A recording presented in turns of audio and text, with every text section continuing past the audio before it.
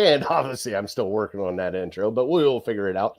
What is going on, Cleveland? What is going on, 216? I am Jared Fatty Bates from Network 216 and at Hammond Legal, and it is another episode of the 216 show. I want to thank Mike Carlisle last week for joining us, talking about the Lyman Lounge and talking some other things here in Cleveland.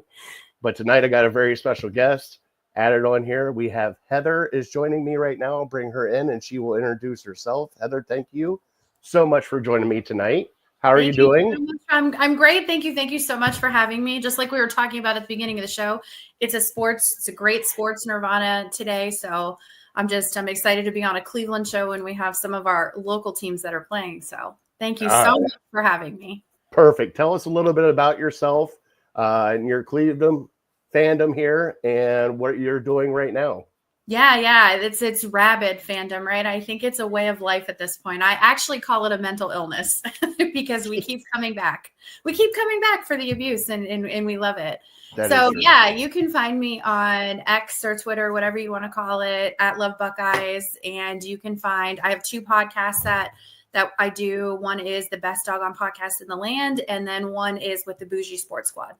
So you can find me several places. I do lots of stuff. I'm kind of all over the place. So anybody that follows me knows. And if you don't, go ahead and give me a follow and you can see all the stuff I'm doing. So thank you. All right. Well, let's start out. Get you in the hot seat. Get you ready to go. Ready. You ready for this? All right, here we go. So first off, we are going to start our sports questions as we always do. As a Cleveland fan, how would you rank the teams here in Cleveland per your fandom? For my fandom, I would have to go with the Guardians. The Guardians, just because they were my first love. Okay. When they were the Indians, they were my first love. And then I would go with the likable right now, the Cavs. and then I would go the Browns. I'm a little bit disenchanted with them. I'm not giving up on them yet, but I'm a little disenchanted with the Browns. So I have to go with the Guardians because they were my first love. I think everybody's kind of disenchanted with the Browns right now with the way everything's going. All right. With your top three now on that, what are your favorite players per team? Current players. Okay, this one is so easy for me. So current players is obviously everybody loves Jose Ramirez. You know, Jose. Mm-hmm. I actually loved Jose before he was Jose. So I was at the time when he was in his development league for the Mahoning Valley Scrappers. I was close enough that I could go and I got to watch him play. And, you know, you got to go and see him. I still have the magnet that they gave away for one of his special nights. So Jose Ramirez would be number one for the Guardians. For the Cavs, you're going to laugh at me, but it's Isaac Okoro.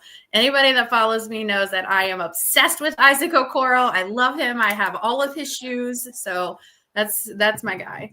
And then you're going to laugh even harder when I tell you who my favorite Browns player is. And that would be Greg Newsome. He's my favorite player.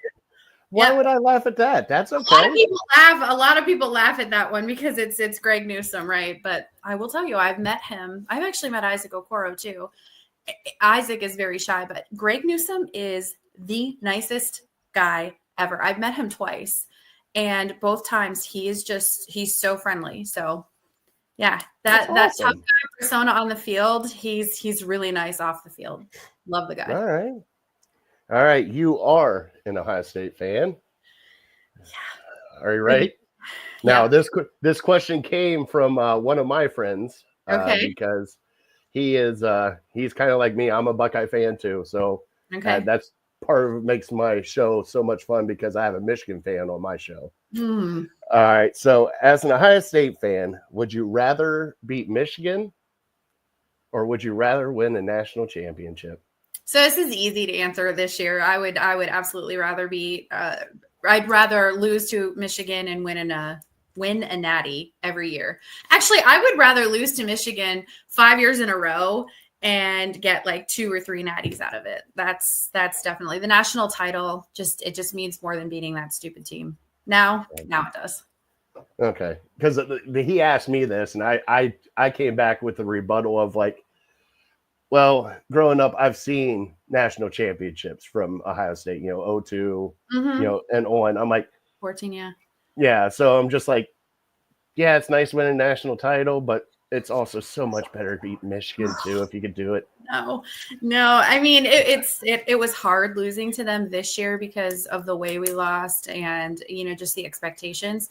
But now looking back, hindsight's 2020, losing that game is the reason I think that we played so incredibly well in the playoffs. We came out just different. So I believe so too. I do.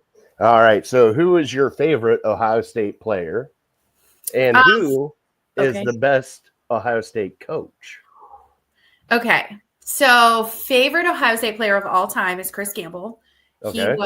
He was the best two-way player ever. Like he was amazing. He was a DB, he was a wide receiver, and he just cooked. He was so good. And I in a very close second place is a player that not a lot of people probably know of, but Chimdi Chekwa. He was a corner. Oh, yes. Yeah, he was the corner, and he ended up getting drafted, but he is also a very super incredibly nice guy. And I have a thing for DBs. I don't know. I love defensive backs. I love the corners. That's all right. And coach. Okay. So best coach, it's really hard to say because obviously your obvious answer is always going to be Woody, right? Like it's just but I would probably go with Urban Meyer. Just because I feel like it's not that Jim Tressel didn't turn the program around, but Urban Meyer turned the program around. Like he put us on the map all the time, every single year. We haven't really had those down years since Urban Meyer, and he did it in a time where there was a lot more pressure, a lot more scrutiny with social media and the media coverage, and so I think that it's Urban Meyer for me. All right. Now we're getting into the personal side. All right. Sports is out of the road for a little bit. What's it like being a social influencer plus a podcaster? I don't know if I'm an influencer. I don't know if I influence anybody to do anything but mute me at this point. But it's fun. It's fun being an overposter, I would call myself. Just because, I'm putting myself out there, and it's I don't know how to say this. It's opened my eyes to the best sides of social media, but also the worst sides of social media. So you have to have a thick skin, I think, to put yourself out there like that and do a podcast. I don't know if you've noticed this, but some of the messages that can come through if you have an opinion that people don't like can be be pretty intense. And I do think it gets a little bit worse sometimes when you're a woman, because they immediately go to insult your looks and but it's a lot childish. Yeah, but you get to develop that thick skin because you realize, like, I get to interact with people like you who I've never met, and we have those common interests, and we can talk about sports and the current events that are going on. And I think that that's what's so cool about it, right? Like it just brings people together. Yes, yes, and I am with you.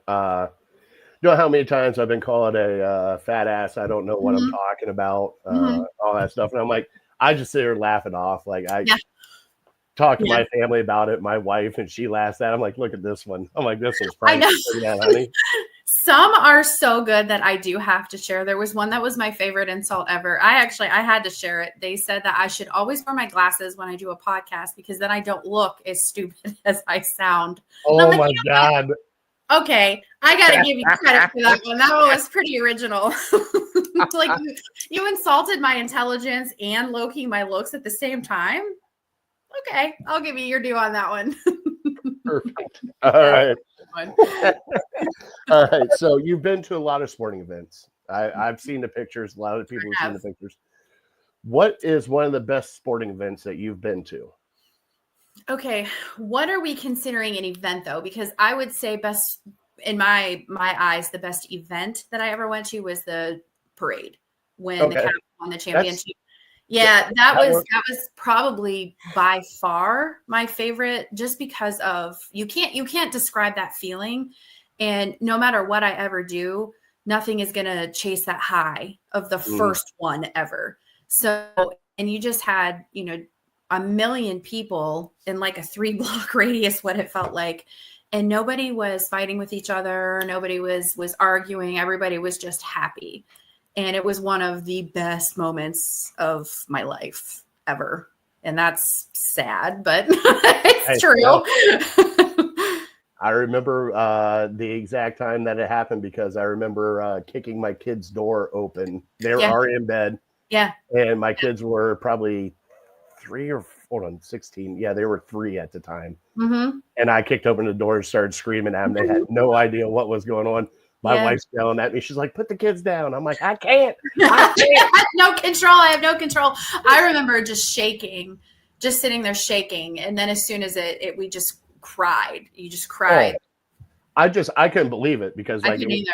Yeah, I'm sitting on the couch. I'm like, all right, they're checking up threes. And I'm like looking at the time left. And I'm like, I'm doing math in my head. And then I'm doing algebra and stuff. And it just. Yeah. No. Did you, I remember when Kyrie hit that three. Kyrie hit the three. And I just looked over and I said, we're going to win this. We're going to win this game. And everybody was like, no, there's still time. Like, I'm like, we're going to win this game. And just literally shaking. I think for me was when Kevin Love locked down Steph Curry. He locked him down. Everybody wants to talk about that three. Everybody wants to talk about the block, but nobody likes to talk about that defense that he had on Steph. He shut his water off. Yeah, and I loved it. I was like, yep. And then I saw him throw up another three. I'm like, hold on, that's 4 points. 3. Don't foul him. Don't foul him. Well, and I don't know if you remember, but LeBron put his arms out because he said don't. He was trying to tell everybody, stay back, don't touch, don't try to go after the ball. He knew he had a lot of awareness. That is LeBron is he's a great coach. All right. So being here in Cleveland, what are some of your favorite spots here in Cleveland to go to? So that's something that I rarely do that a lot, like go out to, like I actually just went to the Flats, we went for, it was a bunch of birthdays. If you haven't checked out the Flats, check out the Flats. Mm-hmm. It's really nice now. Like it's really nice. And we went to Goodnight John Boy and acted like we were in our 20s again, dancing and it was age appropriate music. At least it was like disco music. And so it was a lot of fun. It was so much fun. Yeah. We usually, when we go to games, we stay around the stadium and try to find a place to eat there. I do love the casino. I'm pretty partial to the casino. Who doesn't love that casino? Yeah. I do like that. Not that I like gambling at all. So yeah, I need to explore the city a little bit more. Okay. All right. So I'm going to take the hidden gem, unless you have a hidden gem here in Cleveland like you go to. No, I don't have a hidden gem. You could give me a hidden gem. Do you have one? Oh God, I got gems everywhere. Now, a couple of them are outside of Cleveland. If you like pizza, you love pizza. Yeah. Dina's in Brooklyn. Okay. It was made out of an old gas station. Oh, and really? They got some great pizza there. There is a bar in Parma that does scratch stuff out of the kitchen called My Corner Bar. And when you walk in, you look at it and you're like, okay, this is okay bar. But the food there is to die for. Oh, yeah. It's all fresh. There's that, maybe my gem, there's that Christmas bar and I can't remember where it's at. I'm going to have to get back to everybody. They decorate for Christmas and it is like a Christmas wonderland. It's crazy. And it's in a really nice area too. I'll have to message you so you can tell everybody. I'm sure people know what I'm talking about though, because it was very busy when we went. All right. So when you're at your game day, when you're with your friends, out at sporting event, whatever, what is your game day drink? Okay, so my game day drink is always the same. My game day drink, my going anywhere drink is always going to be the same, and it is vodka and lemonade. I'm partial to Tito's. I love my Tito's. So if you give me Tito's and lemonade, I'm going to be the happiest girl. Happy. Even if we lose, I'll be okay as long as I have enough of my Tito's. So yeah. My wife is Tito's and cranberry, so I 100%. It's a good combo. Yeah. Yep. And we always have a bottle of Tito's in the house. I do too. She'll come out, she'll grab it, she'll go, "Did you get into my vodka?" I'm like, yeah. No, you got into it. She goes, "I had 2 more drinks in here." I'm like, "All right, I'm sorry." Yeah, sorry. I'm out. Sorry, didn't mean to touch the one shot I took out of there. We know. Oh, I know. All right, so here's one you said. that you're not going to answer, but I still have to ask it anyways, because the proud people at Stadium Mustard hooked us up with some t-shirts and some stuff, and we will be having Stadium Mustard giveaways on the show. Oh, I'm going to have to enter that because... All right. So, Stadium Mustard or Bertman's? It's got to be none of the above for me. Now, I will preface that with saying that my dad would probably like slap me right now because he's a Stadium Mustard guy. He's a Stadium Mustard guy, but I just don't like mustard. I don't like it. So ketchup is for you then? I will do a little bit of ketchup, yes. Okay. Yeah. You don't want to drown a Stadium hot dog in a lot of stuff though, because they taste really good. I'm not saying they don't. It's just I'm a degenerate when it comes to that, and anything I can put on it is going on it. Relish, yeah. Oh yeah. I'm the guy that you see at the stadium that goes like this, like, man, again? I got it on my shirt again. Come on. Mm-hmm. So how back in there? like, hey, got a little something. I'm like, yeah, that was. I don't want to talk about that. Okay. All right. So, in your opinion, we did ask, what is the best city on the east side and the west side? I don't know. Okay. So I don't. You're gonna laugh at me. East and west side, I don't even know. Like when I'm at the stadium, I don't know if that's the east side or the west side because I am not Fievel. I do not know north, south, east, or west. Okay, and you know GPS will tell you they're like go south, and I'm like I'm out. I don't know where south is. So I like. There's just a lot of the surrounding areas in Cleveland that I need to explore a little bit more, but I have not. So you asked me, I know places I don't like, and we don't want to talk about some of those places because I'll offend someone inevitably. Offend. That's okay. I'm not a huge fan of Parma. Okay, no, that's fine. That's fine.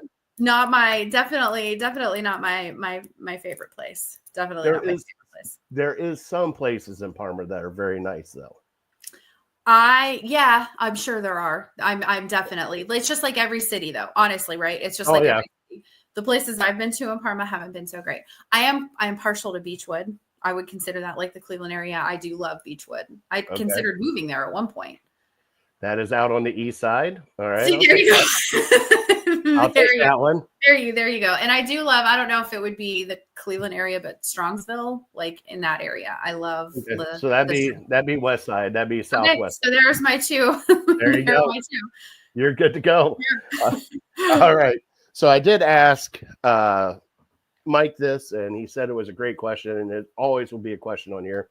And I'll preface this with this question because, you know, right now what it means to me is home, because this is where my family is. This is where I'm raising my children. What does Cleveland mean to you? I think home would be a good one. I think friendship for me would be because of the fact that it's hard to make friends as adults. And when I joined Twitter, X, whatever you want to call it, I was just posting, and I posted a lot about the Browns. I posted a lot about the Cavs, about the Guardians. And I have made, several of probably the best friends that I will ever have in my entire life because of our ties to the love of the Browns, the love of the Cavs. And it's hard to find girlfriends that love as much as I do going to games and watching games. And I found it that way. So I feel like Cleveland brought us together. That's awesome. Yeah. That's awesome. That's a great answer. Thanks. You caught me off guard with that one. I don't even know what to do now. In the feels, right? Yeah, I gotta. I'm sure though. I gotta shout out my girls, the bougie girls, Lana, Kim, Yvette, Posh, Sherry, Lysandra, and then I met Chicky. So I all of my girls. We all have that love.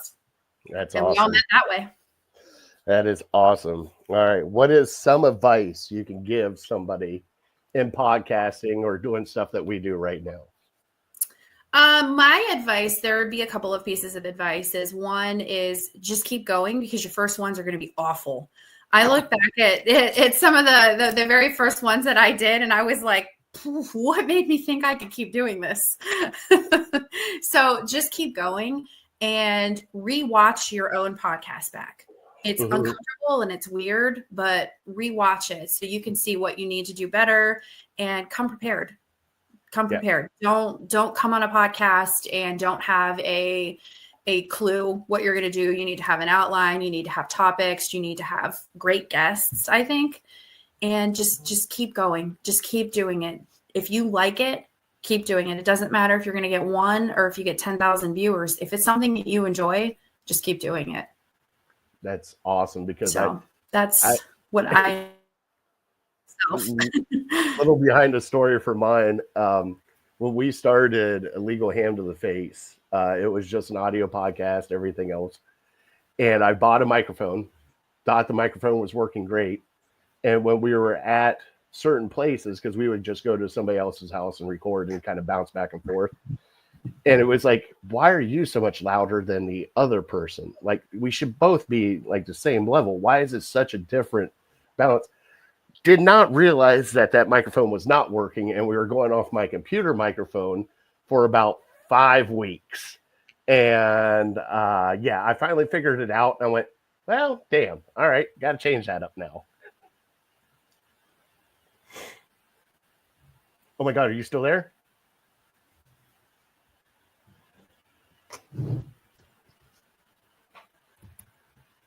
Heather.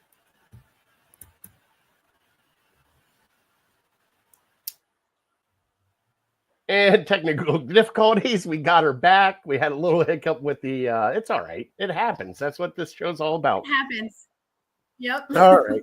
So I do have to ask, next question on the hot seat. Who is your favorite Cleveland personality? Oh, I'm going to get so much hate for this. Mary Kay Cabot. I love her. I think she works really hard. No, but people don't like her. I'm going to get a lot of hate for that one because I just think that, she does a really good job. She reports and she doesn't care. She doesn't care what anybody says about her. She's like, you know what, say what you want. I've got this job and I'm doing it. And so, yeah, I like her. I like following her. I like reading her stuff.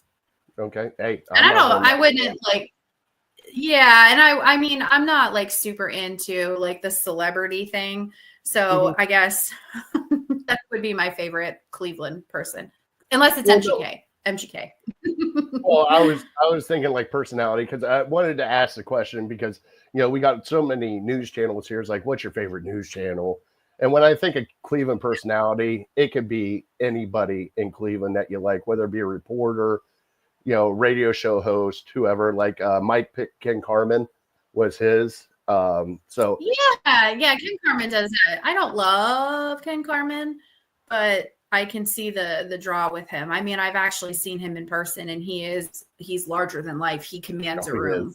He does. He's a great personality. He does. Yeah, you're drawn. He's always smiling and laughing too. There's not a time I have not seen him smiling and laughing and just Yeah. All right. So next up on the list, your best Cleveland moment. Whether it be sports, whether it be anything, your best Cleveland moment, whether it be a game, whether it be an event, what is your best Cleveland moment here? Okay, so the best moment in Cleveland that I've had at a game would be, it was 2007. I was at Game 6 when the Cavs beat Detroit to win the Eastern Conference Finals. So that was the first time that we had ever won the Eastern Conference. That was the first time we were ever going to the finals. And seeing that it was Daniel Gibson who was he was just raining down threes. Yeah. Boobie was just raining down threes in that game. And just to be there, that was, I went to a lot of, they were the Indians then. I went to a lot of Indians games. So I've actually seen a lot of postseason Indians games. I was too young to appreciate it though. I think like the actual moments, like I've been to playoff games, I've been to a World Series game, and I don't think I was old enough to appreciate that. So, being older, I appreciated the Cavs and just that moment and how big that moment was. It was unbelievable. we didn't sleep. Like, we just didn't sleep. It took us forever to get out of that city because everybody was just celebrating. It was like we won the finals. Oh yeah, it was the hump that we needed to get over because we never got there. I 100% agree. Right. All right, now I'm getting into your wheelhouse. Okay. I know how much you love Disney. I do love Disney. Yes. Give me your top 3 Disney movies and your top 3 places to go at Disney World. Okay. So top 3 Disney movies. I'm a little bit of a classic girl. So Sleeping Beauty was my favorite. Winnie the Pooh. And then I would say if I had to, I don't want to pick all older movies. I would actually pick Inside Out as one of my favorites. Inside Out 2 is one of my favorites because my next tattoo is going to be anger and anxiety. Oh, that's going to be great. I feel like that just represents who I am. So I like pretty much like all of the classic movies though. Okay. So my top 3 places to go in Disney. So I go to Disney World at least once a year, definitely at least once a year, sometimes 2 or 3 times a year. So if you're in Disney World, your top 3 places that you want to go are Epcot, because you can drink around the world. Go at during the Food and Wine Festival because it's amazing. It's amazing. My second favorite place to go. Okay, do I need to keep this like for kids or for adults? Whatever you want to do. Okay. So I would say my second favorite place is, and let me also preface this with, I do not like Star Wars. I've never seen Star Wars. I don't love the movies. I know. But Star Wars Land at Hollywood Studios, you have to go into Star Wars Land at Hollywood Studios because it just brings out like that nerd in you, and you feel like you're in, is it Tatooine? They have the cantina. They have it's you just feel like you're there, and everything they leave no detail. And then my third favorite place you guys need to check out, Hurricane Hannah's. It's the beach bar that is at Yacht and Beach Club. It's the best bar on property. It's right by the pool.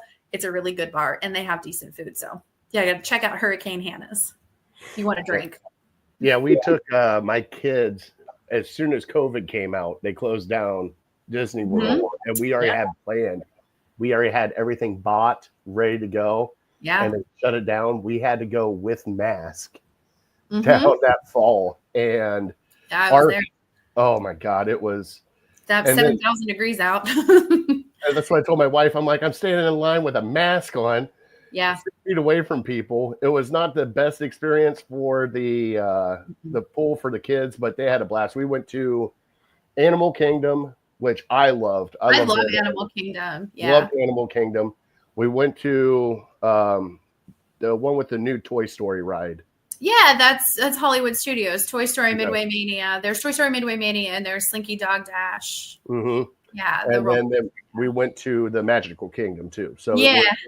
Those were the 3 that we did. We didn't get to do Epcot. My wife has done it. I want to do it because I heard that's a fun time for adults. So fun. It's so much fun. Yeah. It's good. Heather, thank you for sitting in the 216 hot seat. Thank you. I can't appreciate you enough for taking time out of your day to do this with me. Why don't you tell everybody a little bit about yourself, where they can find you, and give your best Cleveland CLE 216. Yeah, no, thank you so much for having me again. I really appreciate this. This was a lot of fun. You can check me out on X, on Twitter, whatever you want to call it, at Love Buckeyes, at TBDGPTITL. It's the best doggone podcast in the land. And then you can check out us at Bougie Sports and check us out at bougiesports.net, and just follow me on X and you'll see everything. Yeah, I'm a big Cleveland girl. I'm a big Ohio State girl, but I love all sports. So definitely willing to talk about anything. There's no topic that I won't shy away from. So yeah, thank you so much for having me. And yes, CLE 216, baby. All right. Here we are at the end of the show. Want to thank you. Also, go get some Stadium Mustard if you can. Okay. Like I said. Hey, at least for your dad. Go get it for your dad. I will get it for my dad. I'll get it for my dad. Yes. All right. Thank you so much for joining. And we will see you guys next time for another 216 hot seat person. All right. Have a good night.